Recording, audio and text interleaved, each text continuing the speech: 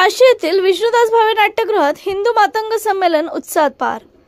हिंदू मातंग संमेलनाचे आयोजन इंदिराबाई गायकवाड चॅरिटेबल ट्रस्टचे अध्यक्ष दिलीप कुमार राजेंद्र गायकवाड यांच्या वतीने विष्णुदास भावे नाट्यगृहात मोठ्या उत्साहात करण्यात आले। या संमेलनात अखिल भारतीय कार्यकारिणी सदस्य तथा धर्मजागरण प्रमुख शरदराव ढोले व कोकण प्रांत धर्मजागरण निमंत्रक राजेश कुंटे यांनी समाजाला धर्मांतर विषयावर मार्गदर्शन केले।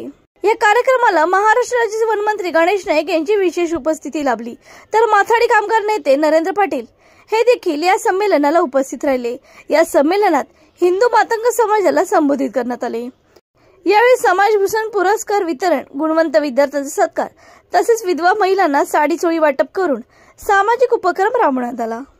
हे बघा, अखिल भारतीय मातंग समाज या समाजाचा राष्ट्र निर्मिती करता आणि देशाचा अभिमान जागवण्याकरता हे फार मोठे योगदान आहे।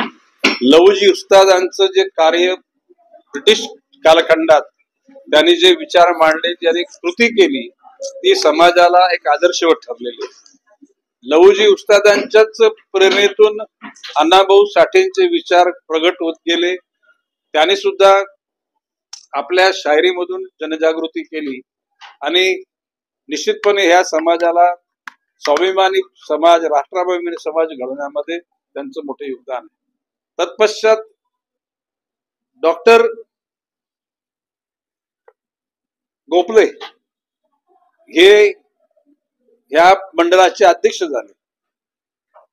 खरं म्हणजे मी लहुजी उस्ताद आणि अण्णाभाऊ साठे नंतर गोखलेंच्याच विषयी माझ्या मनात एक आदर आहे, कारण त्या माणसाने त्यांना अध्यक्षपद देण्यामध्ये माझा सिंहाचा वाटा होता, परंतु जो अध्यक्ष म्हणून उतरला, मृत्यू समय त्यांना नीट राहण्यासाठी घरपत नाही, 4 चाकी गाडी पण नाही, म्हणजे इतक्या निष्पृह भावनेतून डॉक्टर गोखलेंनी लोकांची सेवा केली।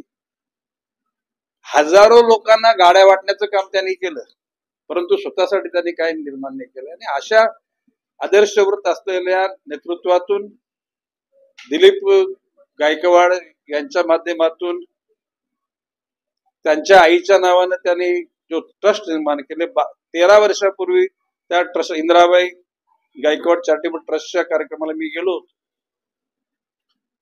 अनाथ मुलांना मदत करणं, दिव्यांगांना मदत करणं, गरिबांची शिक्षणाची सोय करणं, त्यांना आरोग्याच्या सेवा देणं, याकरता त्यांनी शाळा पण निर्माण केली। अशा ह्या समाजाभिमुख काम करणाऱ्या तरुणांच्या बरोबर निश्चितपणे सर्व समाजाने उभं राहिलं पाहिजे आणि ते कार्य सिद्धीस नेण्याकरता निश्चितपणे आमच्या सारख्यांचे योगदान निश्चित लागणार आहे। मी दिलीप गायकवाडला आश्वस्त केलेलं आहे की तुझे कार्य तू पुढे चालू ठेव।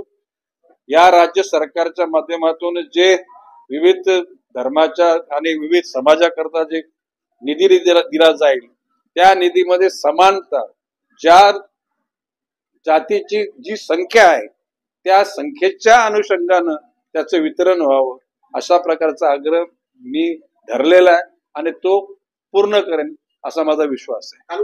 नवी मुंबई हिंदू मातंग संमेलन आणि या संमेलनाच्या माध्यमातून मातंग समाजाच्या असणाऱ्या विविध विषयावरती आज या ठिकाणी मार्गदर्शन चर्चा होणार आहे।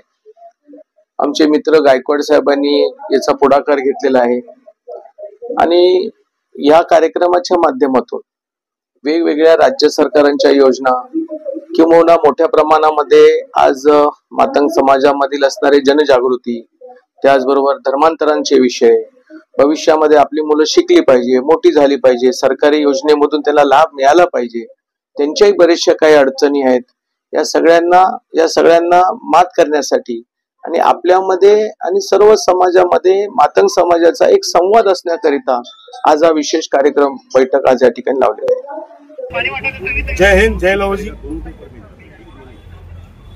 आज 20 सप्टेंबर या दिवशी विष्णुदास भावे नाट्यगृहामध्ये हिंदू मातंग संमेलनाचं आयोजन केलेलं आहे। या संमेलनाचा उद्देश असा आहे की मातंग समाज फार मोठ्या प्रमाणामध्ये मुंबई, नवी मुंबई या भागामध्ये राहतो। तर काही दिवसापासून, काही वर्षापासून आम्हाला असं जाणवलं की आमचा समाज थोडंसं डायव्हर्ट होताना आम्हाला दिसते। तो हिंदू आमचा मूळ धर्म आहे, तो सोडून एका दुसऱ्या विशिष्ट धर्मामध्ये जाण्याचा प्रयत्न करतो, तर त्या बांधवाला जाऊ देऊ नये किंवा त्यांचं मार्गदर्शन करावं म्हणून आम्ही या कार्यक्रमाची निवड. ज्या लोकांनी 200 वर्ष आमच्यावर राज्य केलं, ज्या लोकांनी आमच्या कितीतरी स्वातंत्र्यवीरांची हत्या केली, कितीतरी महिलांना विधवा बनवलं, त्यांचा धर्म स्वीकारून आज आमचा समाज बांधव थोडं कुठेतरी वेगळ्या वळणाला चाललाय, म्हणून त्यांना जाऊ देऊ नये म्हणून आम्ही या ठिकाणी कार्यक्रम केला. दुसरी गोष्ट, एक सुप्रीम कोर्टाचा निकाल आलेला आहे 24 नोव्हेंबर 2024ला. जे धर्मांतरित आहेत, जे धर्मांतरित झालेले त्यांचं अनुसूचित जातीचा जो दाखला आहे तो रद्द होतो. जर माझा बांधव, माझा भाऊ जर दुसऱ्या धर्मात जात असेल, त्याचा अनुसूचित जातीचा दर्जा जर रद्द होत असेल, तर माझ्या भावाचं नुकसान आहे, माझं नुकसान आहे, माझ्या समाजाचं नुकसान. ते होऊ नये म्हणून हा कार्यक्रमाचं नियोजन केलं. या ठिकाणी बरेचसा समाज बांधव आज आलेला आहे, त्याच्यावरती अजून कार्यक्रम मार्गदर्शन होणार आहे.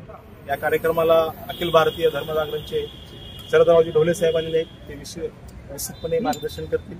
या प्रांताचे कुंटे साहेब म्हणून ते आलेले आहेत, राजेशजी कुंटे. असा मोठ्या प्रमाणामध्ये हा कार्यक्रम आहे आणि आमच्या समाजामध्ये काही विशिष्ट उत्कृष्ट काम केलं, समाज भूषण पुरस्कार आम्ही देणार आहोत. काही मुलं चांगल्या मार्काने पास झाले, त्यांचा सुद्धा आम्ही सन्मान करू. म्हणजे भरगतचे कार्यक्रम आम्ही या ठिकाणी आयोजन केले. खास करून सर विषय मी आता मागाशीच म्हणलं ना, आमचा धर्म हा मुळात हिंदू धर्म, बरोबर. आमचे जे आराध्य दैवत आहेत गौजी वस्तात साळवे, ते हिंदू धर्माचे, आणि ते इंग्रजाविरुद्ध लढतो. मोठीच्या मोठी फौज तयार केली आणि इंग्रजांना इथून हाकलून देण्यासाठी अख्खं जीवन त्यांचं त्याच्यामध्ये निघून गेलं आणि त्यांच्या डोळ्याच्या समोर त्यांच्या वडिलांची हत्या या इंग्रजांनी केली. एवढ्या मोठ्या व्यक्तिमत्व आमच्या समाजामध्ये आणि त्यांचा आदर्श आम्हाला घेणं म्हणून आम्ही हिंदू धर्म सोडून कुठं जाणार नाही आणि जे जात आहेत त्याला आम्ही थोडंसं मार्गदर्शन करून त्याला रोखण्याचे प्रयत्न करतो.